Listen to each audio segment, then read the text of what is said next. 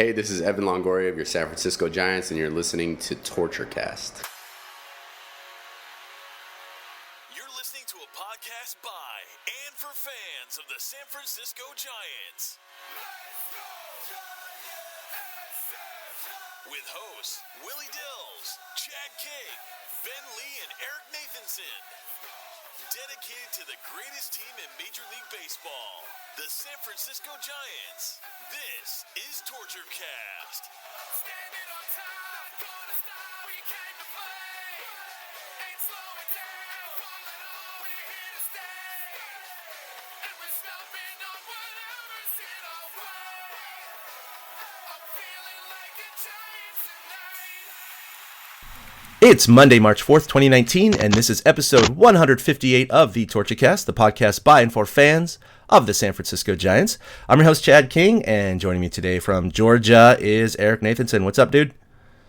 Not much. How you doing out there, out in California land? The weather just kind of is... We've been having more rain than we've had in the last several years. I think our snowpack's at 160%. People are getting buried in the snow up there. It's like epic conditions, and we're just... I'm coaching a Little League team again this year, and we have opening day this Saturday, which, by the way, the ceremonies were already canceled because there's forecast rain, but we still have pictures and stuff. And then we have games starting the next week. I have practice later today with them. It'll only be our fourth practice. We've had to cancel 4 already. So we're operating at about a 50% clip right now, and I don't even have, this is the first year, not for pitching. They pitched last year, but we had, coach-assisted pitching when they walked guys. Now this is all real baseball. You know what I mean? So we have pitch counts too that we have to adhere to, and there's walks and steals and strikeouts and everything under the sun. So I don't have a full assessment of my pitching rotation yet. I've seen 2 kids pitch. That's it. So I got a lot of work left to go. But how about you out there in Georgia? Is it better? Well, yeah, you're in my world with sogginess because we've been soggy. We had tornadoes come through. Everybody saw yesterday horrible tornadoes, and I was right in that zone. 2 counties over, there were tornado warnings, and one developed over a city two counties over. But that's how I talk now because I live in the country. Oh yes, it's yonder 2 counties. But we've had a real oh man, I can do I fit right in down here. It's just been a soggy mess. It's funny, you're in my world. They have pitch limits. How much? What is? That totally intrigued me, and we're totally off topic right before we jump into stuff. But when I was in Little League, we didn't have pitch limits until my dad wrote a letter and contacted Dr. Frank Jobe, the guy who originated the Tommy John surgeries. He was working for the Dodgers, and my dad and him corresponded, and he asked about. Yeah, and he found out about the benefits of pitch limits and things like that. And at every age, they'd add 10 pitches and whatnot and things like that. So, how old are they and how many pitches? That always reminds me of that when I hear pitch limits. I'm kind of trying to brag on my dad. I thought that was cool. But no, that's cool. Because when I coached my daughter, there were no pitch limits. In softball, there just isn't that same torque on the arm. So they don't have pitch counts at all, period. So I could throw a girl for 7 innings, 6 innings, and she could pitch the very next day. I wouldn't do that, but she could, by the rules. For the boys, it depends if you're 9 or 10 years old, because this is the 9 and 10-year-old league. So 10-year-olds have a little bit more in terms of what they can pitch. But I know the ultimate limit, I believe, and I don't have all the numbers in front of me, is 65 pitches. But there's a couple of different benchmarks. There's 20 pitches, 35 pitches, and I think 45 pitches. And each time they hit that benchmark, the first benchmark, now they can't pitch for 2 days. The second benchmark, 3 days. And the final benchmark, it's 4 or 5 days. So you have to play that kind of game of, okay, when's my next game? And if it's within 5 days, then you got to think about, if I want this guy to pitch the next game, he can't pitch not just 65, but maybe he can't pitch over 35, Right. So, and the other thing is, we all know Little League, these kids are not throwing at a 90% strike clip. I mean, the pros don't do that either. So if a kid gets into a bad groove and suddenly he walks 2 or 3 or 3 out of 4, that's a lot of pitches. He's suddenly eating up 20, 25 pitches in a matter of 4 batters, And then it's oh, crap, he might not even make it an inning or 2 before I got to switch. So I'd say the average number of pitchers that I've been told that need to be used in a standard minor league game is minimum 3. because you can't survive with just 2 pitchers because they most likely will hit their pitch limits. So, I got to identify at least 3 to 5. Well, at least 3, but hopefully 4 to 5 pitchers on this team, and that's gonna be a stretch. Wow.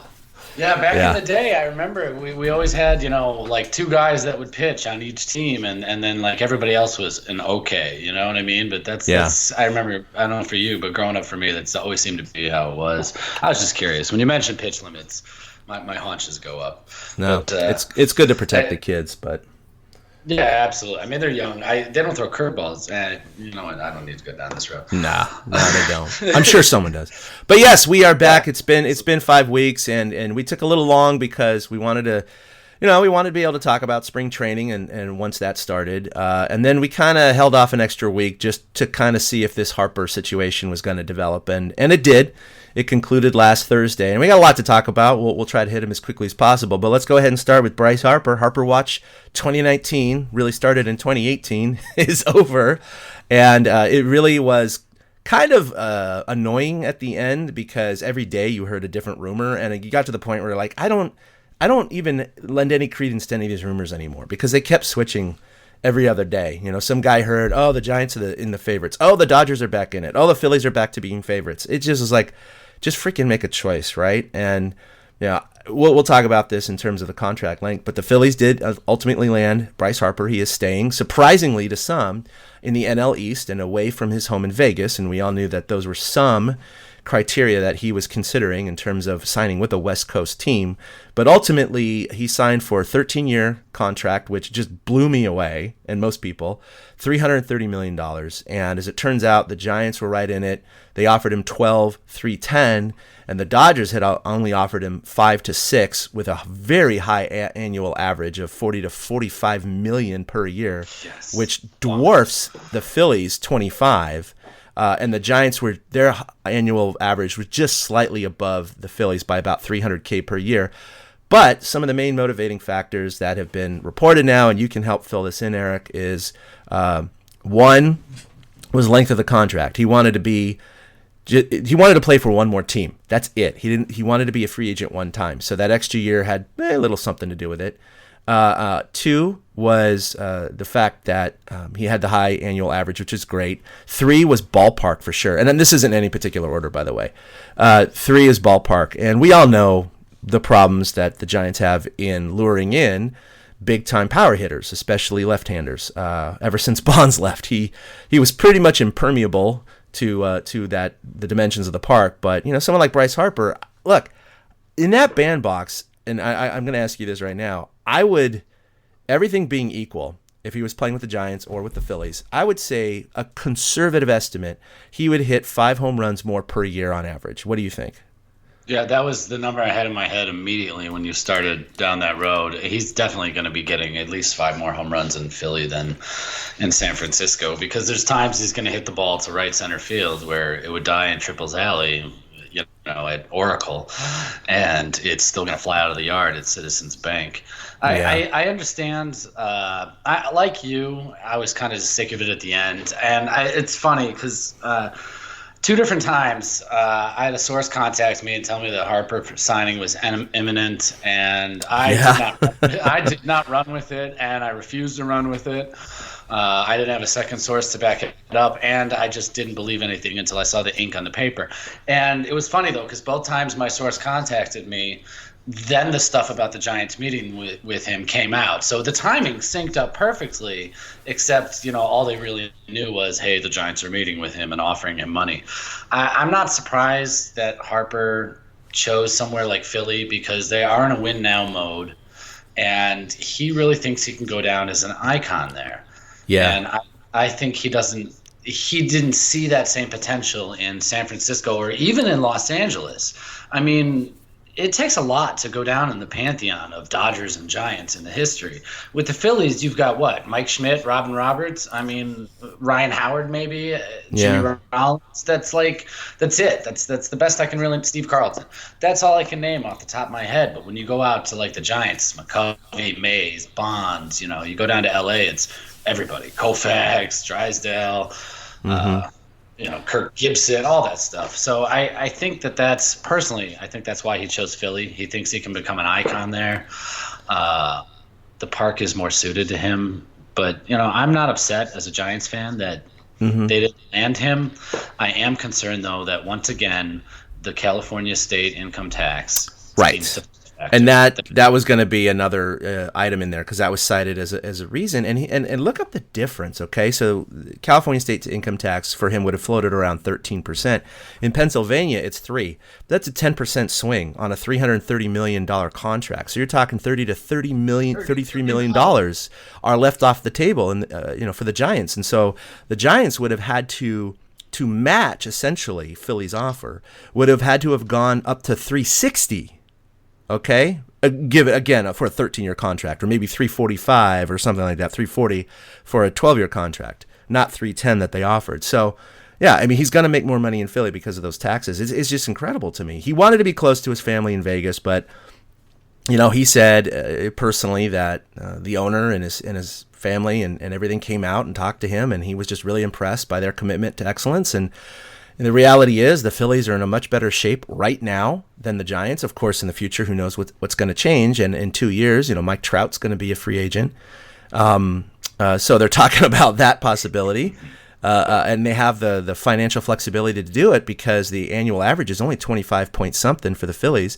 For this year, it's like 10. Was it $10 million? It's 10 for this year. He gets and then a $20 million signing bonus. Yeah, separated into 2 payments, and then it averages 22 for like the first 7 or 8 years, and then it bumps up to 26 for the back end of the deal. And to be honest, when you see guys signing for 30, 35, and everyone expected him to get 30 minimum, it is kind of a deal for Philly. It really is. It's a huge deal. But that said, regardless of the money, if they got a $5 million discount or whatever because he wants to stay there, again, here we are in baseball. I mean, Eric, can you name me in all of baseball the last 10, 20 years any of these 7 to now 13-year mega contracts that have ever worked out in the favor of the team? No, this is the first instance where I think everybody's taken the long view of the contract and been like, hey, wait a second. This team didn't kill themselves by signing this long-term deal. Because usually teams will hamstring their payroll because you pay a guy for maybe 7 years, but he's only productive for the first 3. And then his decline kicks in, and his average value, if you take, they use algorithms now, so they try to equate essentially what WAR is compared to how much that's worth per contract. And by the end of the deal, the guy's fading into oblivion. But a deal like this with Harper, you're talking about $28 million 12 years from now. That could make him the 4th highest paid player on the team at that point. That's a thing, yeah. There could be 2 or 3 stars that aren't even in the league yet, because we're talking about so far away from now, that could be getting huge mega deals that are averaging $35 million, $30 million a year. You mentioned Trout. This absolutely left Philly room to go get Trout. And Trout's a South Jersey guy. He's Philly through and through. That's his city. Yep. And from living in that area for a long time, I mean, it's right over the bridge. There's like no distinction between Philly and South Jersey. It's a Philly suburb, full on Philadelphia, rooting interests, and I could see them trying for him. Overall, sorry, I had to turn and mute and cough. No, that's fine. Go ahead. But like you said, we've never seen a deal like this that's so team friendly when we look at the scope of it. Looking at Barry Zito's deal, we hated it. Oh my God. From day one. Right. Oh my God, we paid $22 million a year, whatever, $21 million, 18, whatever it was. Now they're in the 30s, and he is a bargain. Bryce Harper came at a bargain, and you know what? I thought he was going to go for the most money, and he chose, like you said, stability. He only wanted to play for one more team. It surprised me, and more power to him. The Phillies are going to be a good team. They seem to have a core like when they came up in 07 and 08 and won the World Series before the Giants knocked them off their pedestal. So, hopefully we can have the same turn of events here. Maybe Philly will be good for a couple of years, and then the Giants can come in and dethrone them again. Yeah, I know they have like 50-something million under the luxury cap too. So I mean, they have plenty of flexibility. They got a pretty solid lineup. They got Jack Arrieta, decent pitching staff. Their PECOTA projection, by the way, with Bryce Harper's adjusted WAR, went from 85 wins to 89. So I mean, it's a significant boost to there. I think the Giants are at 74 or 75. So if they'd gotten Harper, maybe they would have been projected to win 79 or something like that. But point being, the Giants aren't going to be good probably for at least a couple of years, and that was another factor, I believe, in his decision, because there's no reason to say there's no way the Phillies can win a world championship this year. They're in a position on paper, to be in the playoffs this year. So, and then going into the future, who knows? Yeah. Good. And Andrew McCutchen is their leadoff man. That still blows my mind. And they got JT Realmuto too. I mean, he's been an incredible catcher the last couple of years too. But they're done. That's okay. I'm not upset about it. I definitely did not want the Giants to sign another albatross contract, because again, these are all guaranteed, and Harper blows out a disc in his back or suffers a major knee injury, or just something happens in 5 years at age 30 or 31, and that's it. That's all she wrote. And it's just, you're stuck with that contract until 2032, man. I mean, so I kind of wrote down some stuff. I thought that was kind of fun, of what we could see over the course and the duration of Bryce Harper's 13-year contract. Well, we could see up to 4 different presidents, including, of course, the current president. My kids will be ages 26 and 22. Holy crap. Yeah. I will be 58 and on AARP benefits or something. You'll be 4 years away from collecting Social Security. Exactly. You said you'd be 52. His contract will hit puberty. You said he'll have a bar mitzvah. He'll have a bar mitzvah. And then just for reflection's sake, for some of you that are kind of closer to our ages, here's some things that happened 13 years ago in the year 2006. Well, first of all, of course, Bush was president. Obama had a full 8 years in between that. Crocodile Hunter, actually, that was the year that he was killed by the stingray. I remember that pretty indelibly. Corey Lytle, for a baseball kind of angle here, died in a plane crash. Remember when it hit that apartment building? He was flying with an instructor. He was a decent pitcher for the New York Yankees. And that was the year Saddam Hussein was found guilty and sentenced to death. So, I mean, it seems so long ago, Eric. That's how long it's going to be until his contract is up. The Corey Lytle one really jumped out. I was like, wow, that was 13 years ago? Because I remember it was like an apartment building or a high-rise or something that he crashed into as he was flying. Yeah. My favorite, and we'll move on from Harper now because he is in the Giants' rearview at this point. Yes. My favorite stat to come out of this is the Mets will be paying Bobby Bonilla for 3 more years after the Bryce Harper contract ends. Love it. I love it. His $1 million a year, man, just still collecting it. It's just fantastic. Man. What a great retirement. Okay, so yeah, I've seen both reactions from Giants fans. For me, it's been about split down the middle. Some were pretty upset, going, "Well, that's it. Who the hell are we going to have in the outfield now? Let's, like you said, let's get the hot dog vendor out there, right?" But a lot of them are looking at it from the pragmatic point of view and the financial point of view, going, you know what? It's just, in this day and age, with ownership pushing back on these long-term contracts, yes, you have your couple of special ones like Machado, who signed with the Padres. By the way, we glossed over that. And Harper signing with the Phillies. The long-term contracts are bad value for the team. They almost always are, almost 100% of the time. And so they are pushing back, and you see now this environment of 1 to 3 year deals. And that's kind of where we're moving. And it's better for the teams, of course, to assess that, because it's like, look, we think you'll be this good for the next 1 to 3 years. But beyond that, who knows what's going to happen? And we don't want to commit that much money to you because that hamstrings us for the next 5 years after that. So that's what we're seeing now. We're seeing this merry-go-round, the revolving door of players going in and out. But unfortunately, one of the side effects, of course, is the collusion, finger pointing right now from a lot of the players' union, because we still have a lot of decent players that are still unsigned to this day, which is pretty insane. So, I think a lot of Giants fans are also going like, look, 12 years, $310 million, screw that. I'm glad we didn't get him. Yeah, I like you. I've seen kind of the mixed bag. My personal take, you can't mourn something that you never had. Yeah. So, they never had him. My biggest takeaway from the Harper saga ending is, okay, good. Now we can focus on what the Giants do have. And he's also not with the Dodgers. I was really Yes. getting worried about that Yes. when they re-entered, because that is super, subtraction by addition. Again, like anytime a West rival adds someone that you are competing for, you not only lose out on that, but then your opponent gains on it. And it's like a double whammy. And it really hurts. I mean, the Padres getting Machado is a big deal. The Padres have a very good farm system.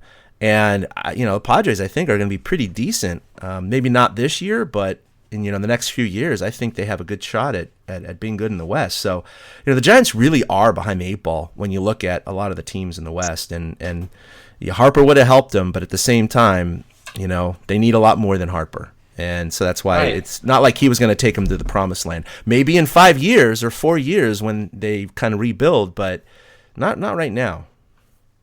Well, the Giants have 1 million players in camp, and the whole thought process, and that's why it's nice to be able to turn and finally watch them. The whole thought process that seems to be going on right now, and I alluded to this later, is that Zaidi likes to build depth. He's really just trying to take whatever he can, throw it against the wall, and see what sticks. That stretch of signing Cameron Maybin, Yangervis Solarte, and Gerardo Parra. And Gerardo Parra, I love Gerardo Parra. For years, every time he faces us, I absolutely hate it because the guy's got a cannon for an arm.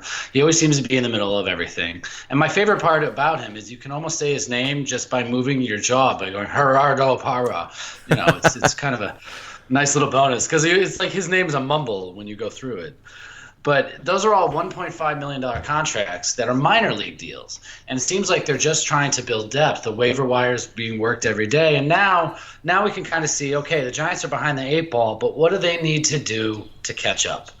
And I know there's Giants fans who are frustrated. I had somebody tweet at me that the Giants need a superstar and they need to pay a superstar now. And it's like, no. Yeah. They're not going to compete for a title this year. The Giants are not one move away. They're a series of moves away. There's a reason there's a ton of guys in the bullpen. They're going to trade some of those guys.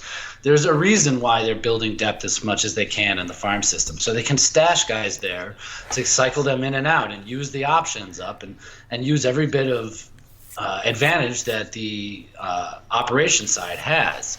And they're going to continue to do that. So now we get a chance to finally look, okay, is Maybin and Parra, are they going to, do something in the outfield?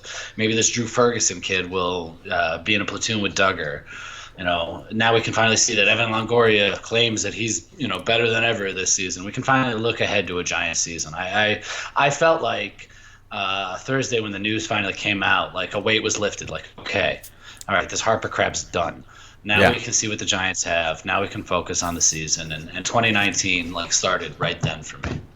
No, I completely agree with you. It's just kind of like, you're playing the lottery. Maybe not to that extreme, but, maybe a local bingo or something. And you're like, oh, I'm one letter away from winning this. And you're just sitting on the edge of your seat. But then when it's over, you're like, okay, cool. I'm just going to go get some drinks now. That's what it kind of feels like. It's like, well, we missed out, but it's not the end of the world. It's no big deal. We'll be fine with it. So my dog's going a little crazy right now. Hopefully she won't start barking. So now what? They got a lot of depth, like you just alluded to. And I've seen, again, a lot of casual fans on Twitter and social media, which, of course, those voices are, amplified when you're looking at social media. It's not like the pulse of the entire Giants community. But a lot of them are very upset at Zaidi, not just because of the Harper thing, but like, who the hell are these guys? Who's this Parra guy? What are these minor league contracts? Oh, God, the Giants are going to suck this year. This new GM sucks. And again, there's not that much out there. And I will give him credit because he is signing and signing and signing. He's doing things that Bobby Evans never did before. Bobby Evans just stood pat.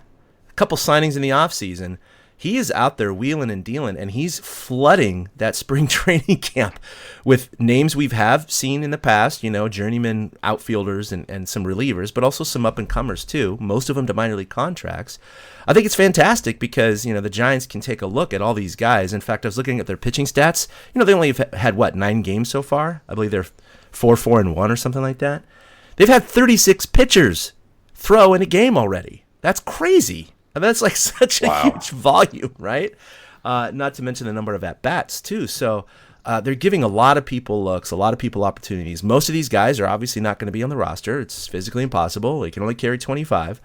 But it's at least he's showing the due diligence in bringing in some veterans and some people with experience and some young arms, too, to try and give it, the management the best shot they have in choosing the best team going forward. And so that provides a lot of operational depth. They have a lot of these guys that can play all over the outfield and even in the infield. So you got to give him at least a little bit of credit. And he put in a pretty damn good offer for Bryce Harper. It's not like it was a piddly, fake offer. I mean, they really went for it. So he's I think so far, I give him a B+ so far. Well, I read through Baggerly did a kind of a behind the scenes of the Giants and the Harper, and Zaidi was right there at the front going for him. So it wasn't like Zaidi's like this new math guy coming in and being like, no, we can't spend this money here.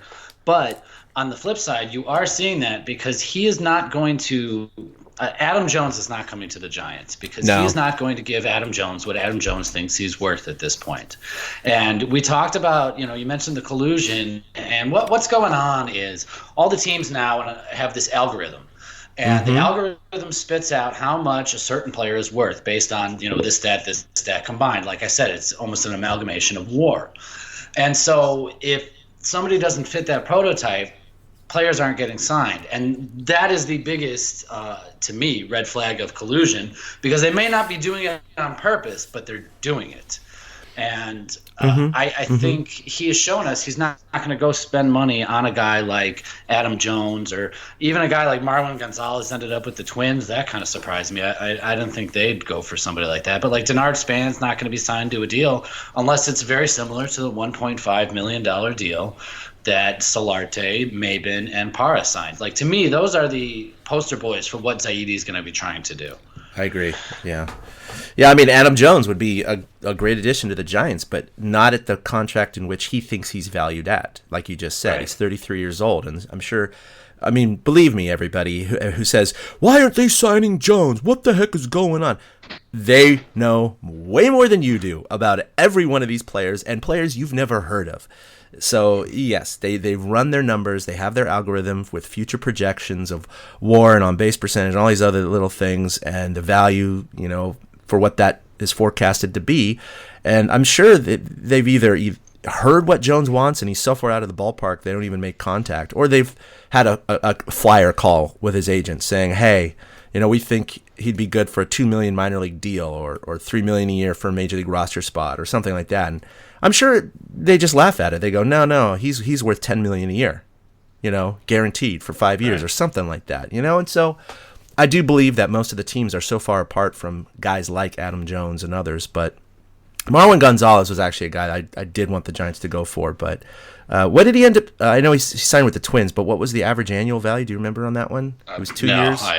I have no idea. But with you, okay. I kind of wanted him because of versatility. Yeah, I mean, let's be honest. Okay, we have to give the Dodgers a little bit of credit here. With the way their teams have gotten to the World Series the last couple of years and how they've operated under Zaidi, flexibility and depth have been their two strongest points.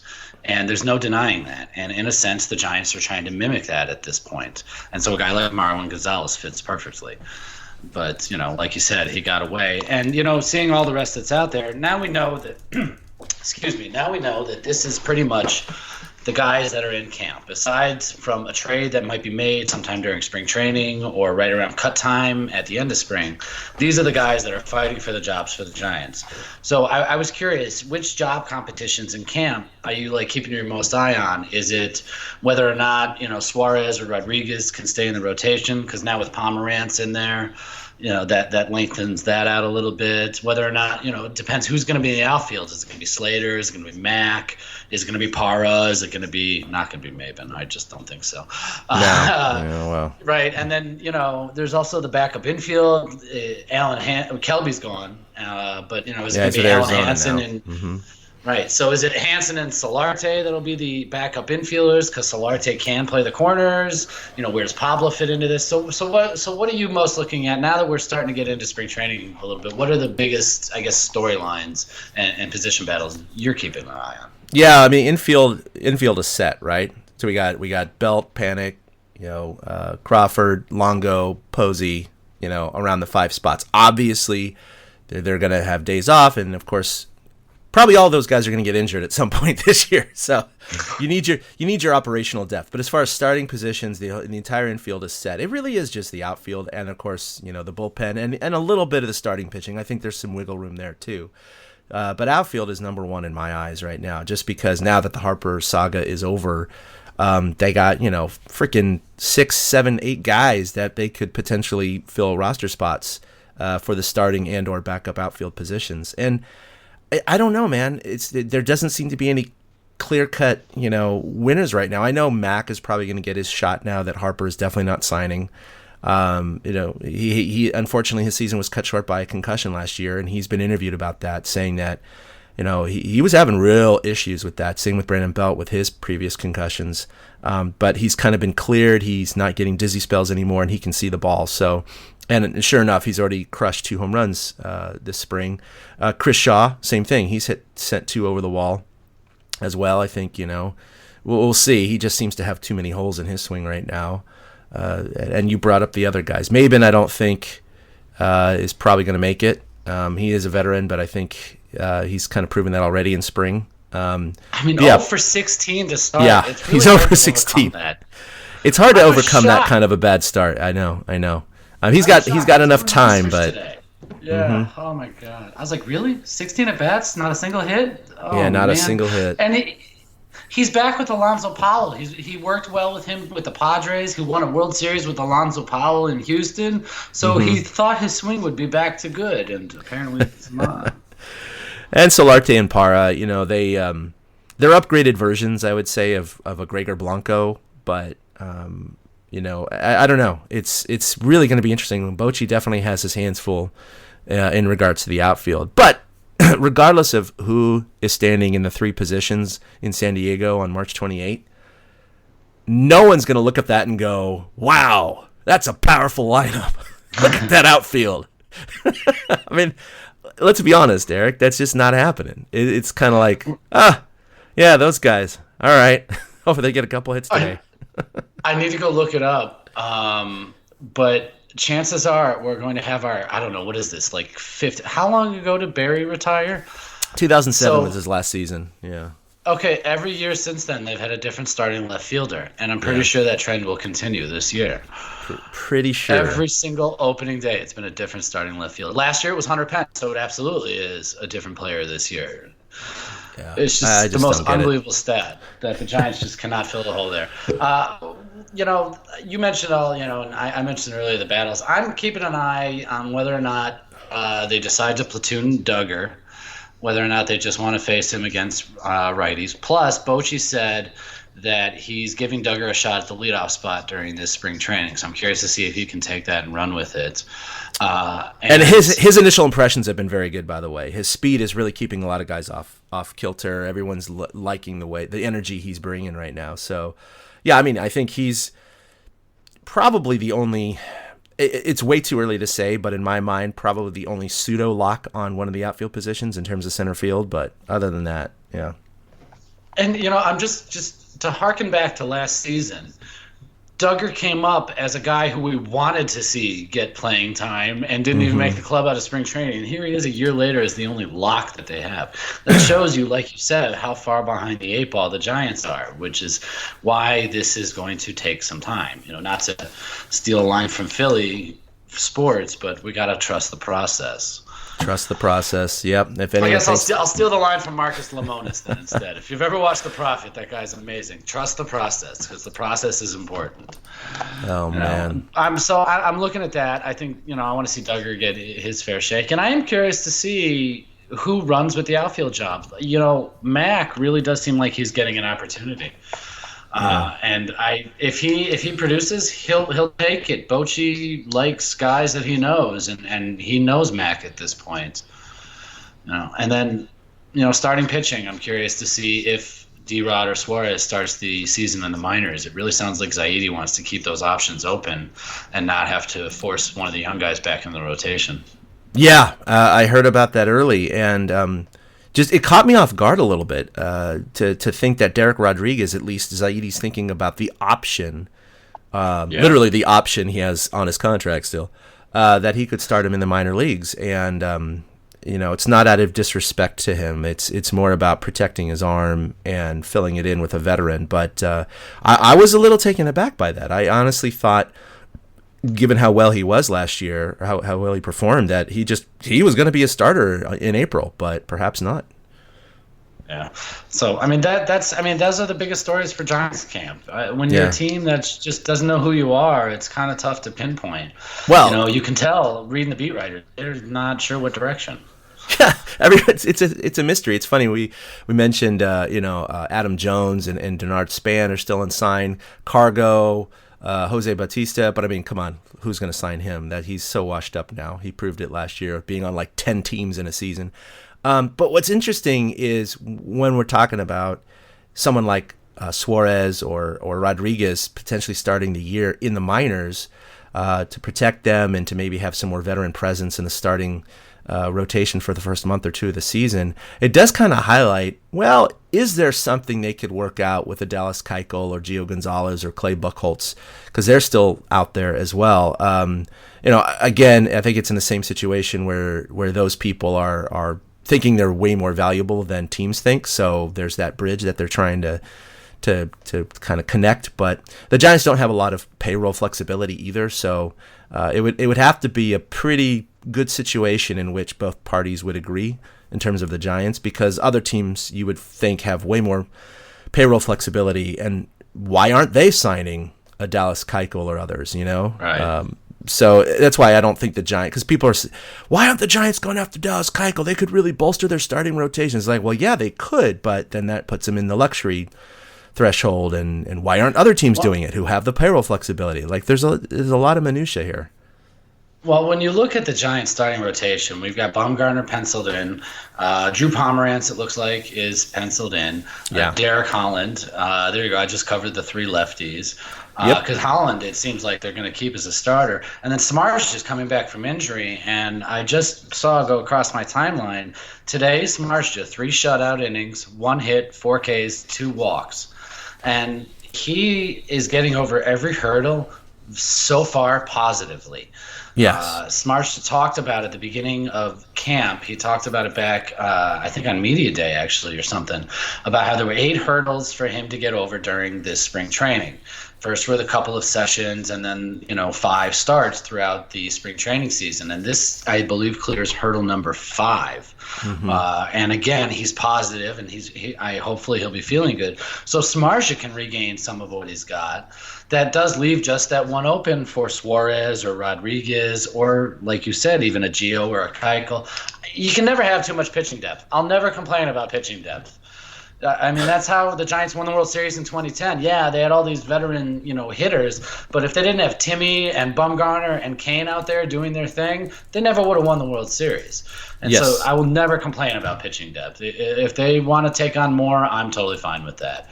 I don't think it'll change the immediate needs, but it'll make me feel good that pitching depth. Sorry, it's just pitching and defense still wins championships, even in this offensive age, because you still need to make the plays that need to be made.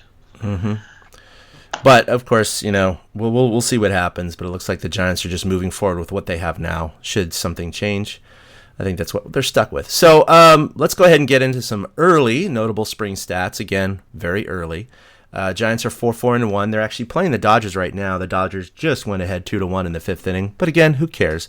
Coming into today's game, Giants were 12th in the majors in pitching, 4th in batting average, 2nd in home runs with 16, which is kind of surprising.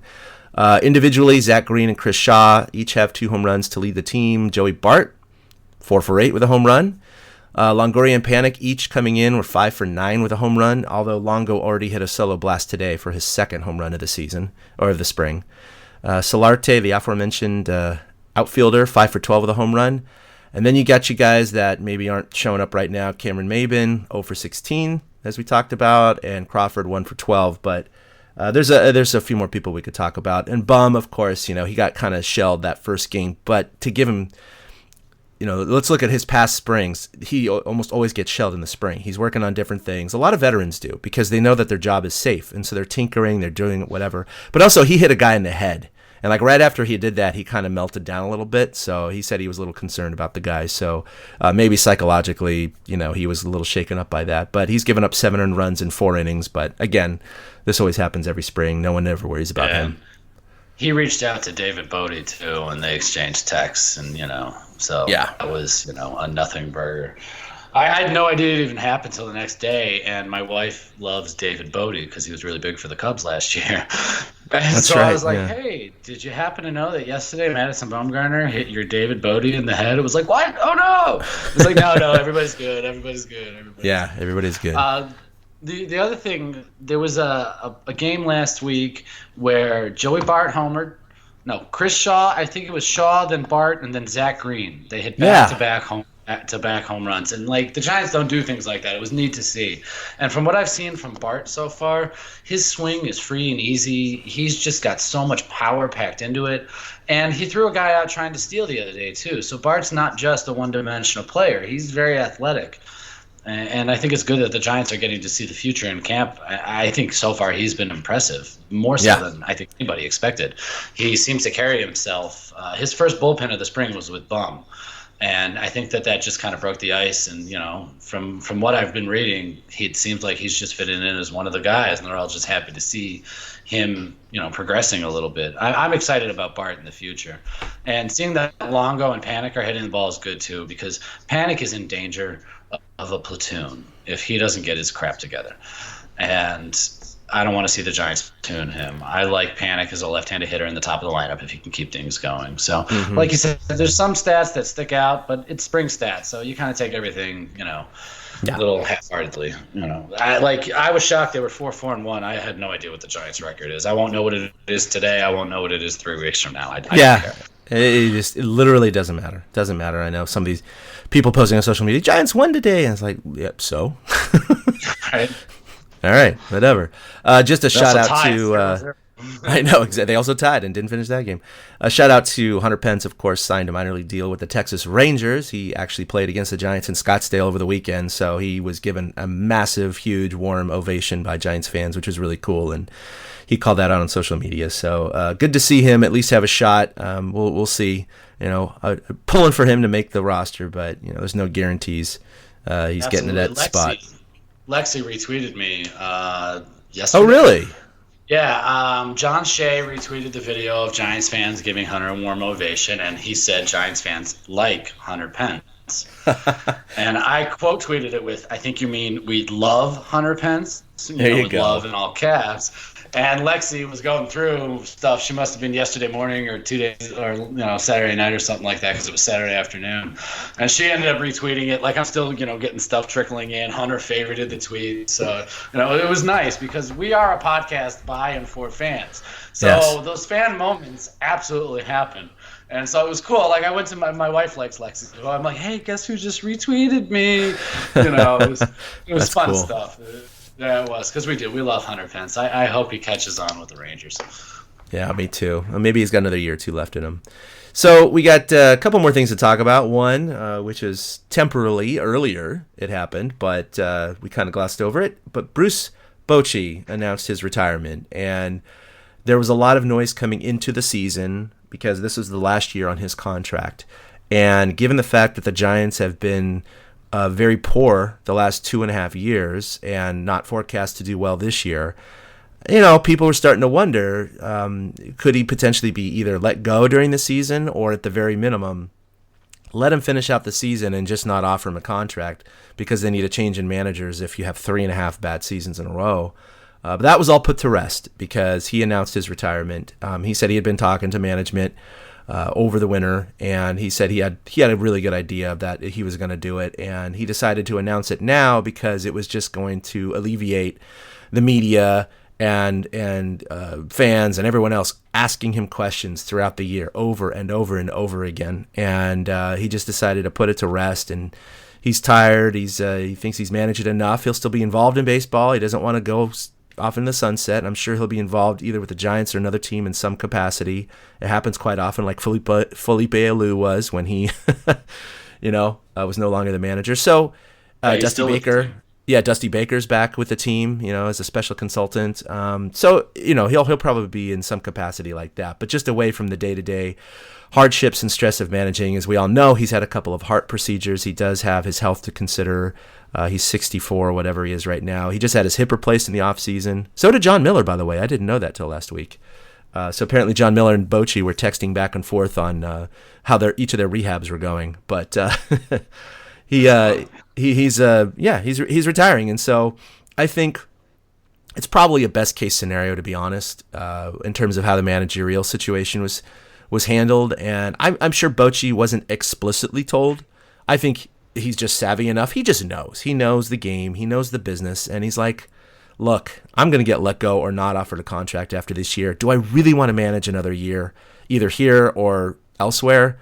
Probably not. I think I've done my fair share. Been managing here God knows how long. He's a Hall of Famer. He's got 3 world championships. So, I think it's just his time to spend time with his wife and his family. So I think it was a good move by him, and it does kind of rest away those questions. And, the Giants also have a little bit of something extra to fight for this year. Not that it will materialize in a winning season, but they certainly would like to send Bochy off, not with a sub-500 record, that's for sure. Yeah, Buster, in that one interview, I think I retweeted on our TortureCast account. He's like, yeah, Bochy talked to me earlier. So Buster knew for like 2 months. He just didn't say anything. Sure. I don't know if you can hear those pop noises in the background. That's gunfire in the distance. Nice. So it's okay. Yeah, it's okay. I live in the country. Yeah, it's just target practice, yeah. Absolutely. I'm not flinching, but I didn't know if the mic was picking it up because I have the window open but all the fans off, so, the people can hear me.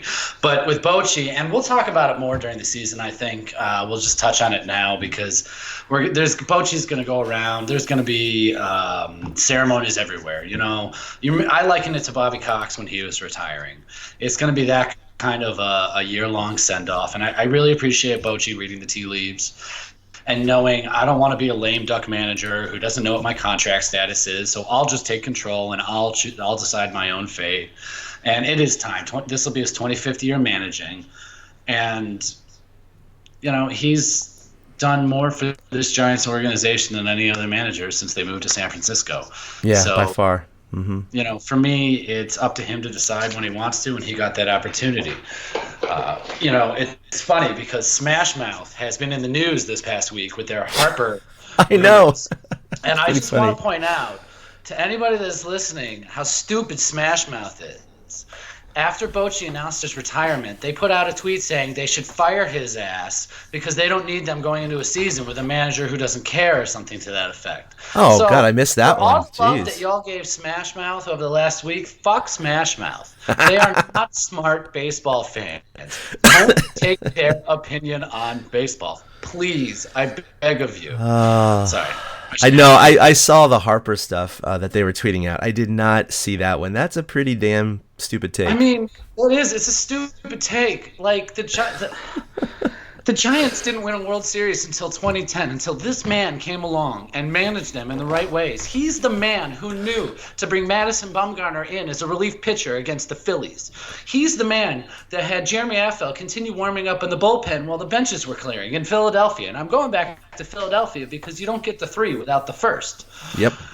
I totally agree with you. He's the guy that saw that Timmy was just firing on all cylinders against Kept the Braves. him in. Yes, and he's like, forget it. Let this guy keep going. If they had gone 10 innings, I think he would have sent him back out there. Yeah. So no, you don't say fire Bruce Bochy. That was the most ridiculous take ever. And I'll be honest, I will not attack Smash Mouth's music. I'm not a musician. I could not have done what they did.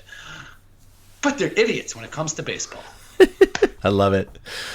All right, so we're going to close up with something that is a little bit of a sensitive topic, and I think both Eric and I are going to try to not wade into the tar pits because, yeah, we just want to report it, and I know you guys all know about it, but it is interesting because, boy, I have seen some seriously polar opposite takes in this situation, and to be honest, it kind of surprises me, some of the the disparity in some of the opinions from Giants fans and other people too, but certainly Giants fans. But as you all probably know and have seen the video a million times, Larry Baer was videotaped out at a public park in downtown San Francisco, basically having an argument with his wife Pam. And we don't know the entire context of the situation, but all that was videotaped because the guy who had the videotape or the cell phone recording had to intervene and help out. But essentially what you see on videotape, and I'm going to try not to mischaracterize anything here, try to be just very objective, is you see Larry Baer lunging and grabbing for a cell phone in which his wife is holding, refusing to give it up, and in the process of trying to wrestle said cell phone out of her hand, she, who has an injured foot and was sitting down at the time, was basically wrestled kind of out of her chair and fell on the ground. And during this whole time, she's screaming, oh my God, please help, someone please help, or something to that effect. And then the only other video, because it cuts away after that, is Larry Baer kind of indignantly walking away going, please stop, Pam, and then it just kind of walks away. And that's all we see, pretty much. They did release a couple of statements, including a joint one, saying it was an argument over a family member, which was kind of odd because then there was another statement, and I don't know if it was after the cell phone video was released or before, and they had to clarify. But basically, yeah, Larry kind of copped to, I was trying to get my cell phone away from Pam. It was dumb. It was a mistake. I regret it, yada, yada, yada. And then the joint statement saying, everything's fine. We're fine. There's no problems. No. So, and that's been it. And so you have one side of the spectrum of people, say, and I'm not here to judge anyone, because here's the thing. We don't know the entirety of the situation, the entirety of the altercation. We don't know the background or the context. We also don't know about why he was grabbing the cell phone, and if she was screaming because she really was scared because there's prior domestic violence issues, or if she was acting a little bit to try and alleviate the situation by getting public pressure for him to stop. I'm not here to judge any of those things, but a lot of people said, hey, anytime you have any kind of physical violence on a woman, I don't care if you're just grabbing a cell phone, you knocked her to the ground, that's horrible, you're an abuser, you're an abuser, an abuser. To other people going, dude, he was just trying to get a cell phone and she wouldn't give it up, and he didn't mean to knock her on the ground. God, lay off of him, whatever. I will say this, I'm not gonna judge Larry either way, because again, I don't feel that it's fair to do so, especially when we don't know them, we don't know the context, we don't know the background, we don't know any of those things. But the only thing that kind of gets into an opinion, I will say is this. I have never physically wrestled anything away from my wife like that. And so I think there is a line there that he crossed. I'm not saying he's an abuser. I'm just saying I've never done that even in private, and he did that in public. So I don't know if it was his mistress that was texting him and he was trying to get his phone back or whatever, or he thought it was a Bryce Harper calling. I don't know. But point being, it was an odd situation. He is now on leave of absence right now, and the Giants board is kind of deciding what to do. So I don't know if you have anything to say about it. Yeah, the Giants released a statement today that Larry Baer is taking a leave from the day-to-day operations. He acknowledged his behavior was unacceptable, apologized to the organization, and is committed to taking steps to never happens again. So what this means is basically Zaidi's in charge. But going back to Baer, I will agree with you that nowhere in my life have I ever wrestled something away from my wife. That's actually what I said to her after we saw the video together. I said, I don't care if it's my cell phone, your cell phone. I don't care what's going on. I just in my life could never imagine doing that. Yeah. But that's me, and that's you. Again, that doesn't paint Larry as an abuser. There's a lot of things we don't know.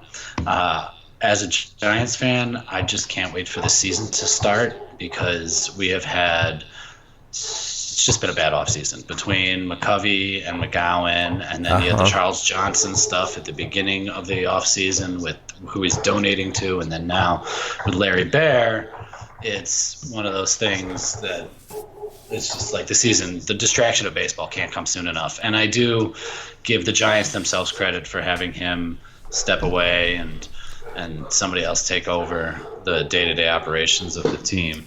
Yeah. But I can't judge Larry. I can't judge Pam on this. Both sides are coming out. The people who know them saying these are great people and I know them well, and the other people, like you said, who are saying this is abuse and a sign of bigger abuse. But nobody really knows. Even with video, you never know the truth. I just hope that if Major League Baseball is looking into it, let them do their thing. They don't really handle domestic violence issues that well, and we've never really had to talk about them on this show. Yeah. Like I said to my wife, I was like, thank goodness we're not a Cubs podcast, because we would have had to talk about Addison Russell last year. That's right. This is not an easy subject, especially for us two, white guys in the 40s. I'm almost 40. That it's tough for us to have a take. I reached out to some women that I know, and nobody got back to me in time for recording today to see what their takes on the situation were, because we're just not qualified to really form strong opinions on it that would be worth anything. Yeah, I totally agree. I just feel like I'm not qualified to do it.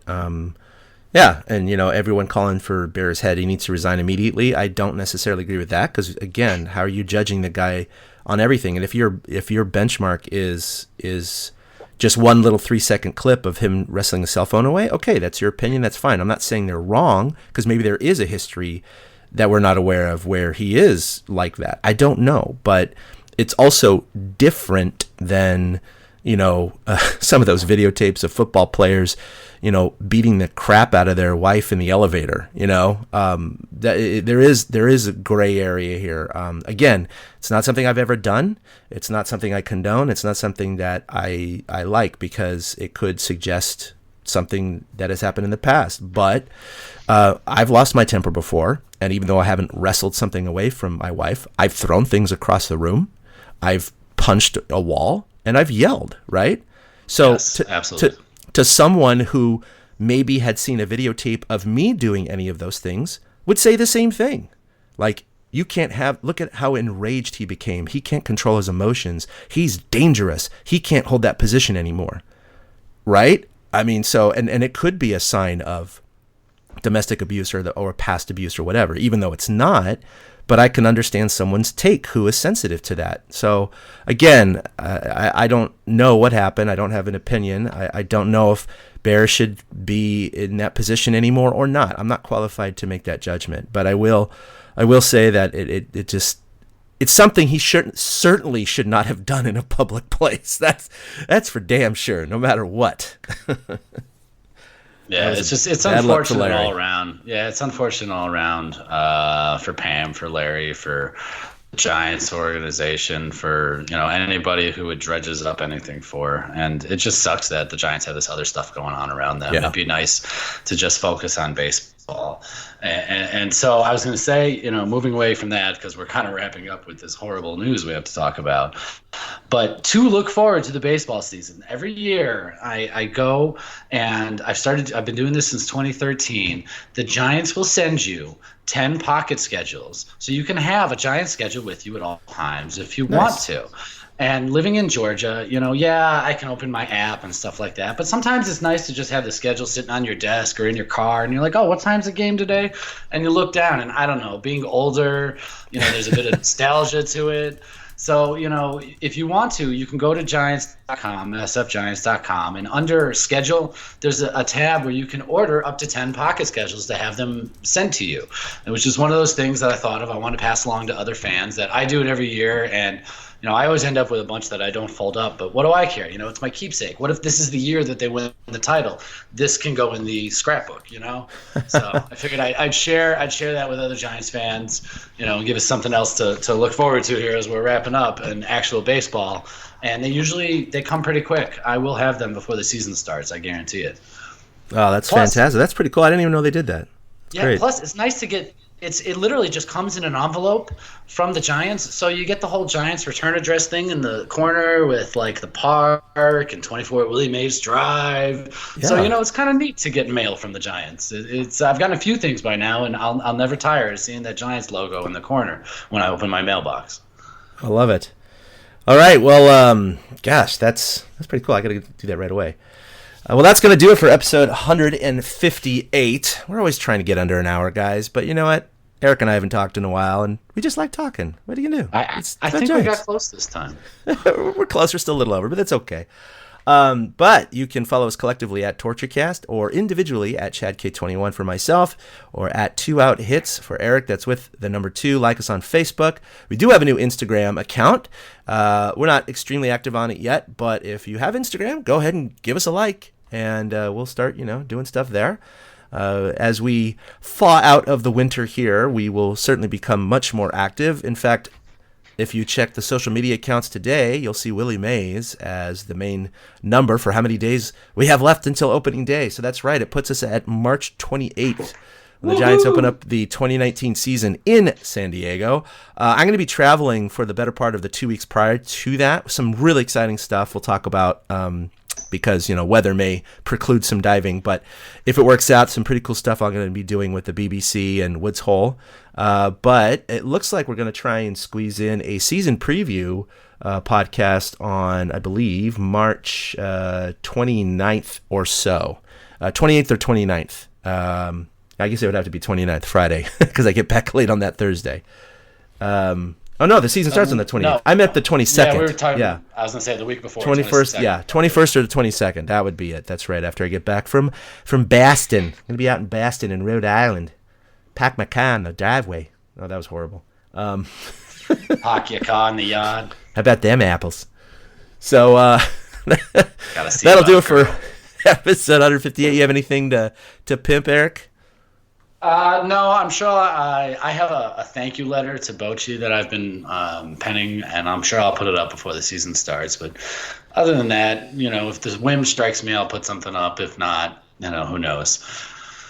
Life's a lot busier this day. I'm a woodworker now, so life's busier. The wood whisperer. I've seen some of his projects. He's getting pretty handy with the wood there and the saws and all the other woodworking implements. But yeah, one thing I think we'll send out. We traditionally for our season preview, we always kind of predict the Giants' record, and lately it's been going south, but it's always fun to get your predictions. So I remember in years past, we've had crazy predictions of 110 wins and winning the World Series to 60 wins.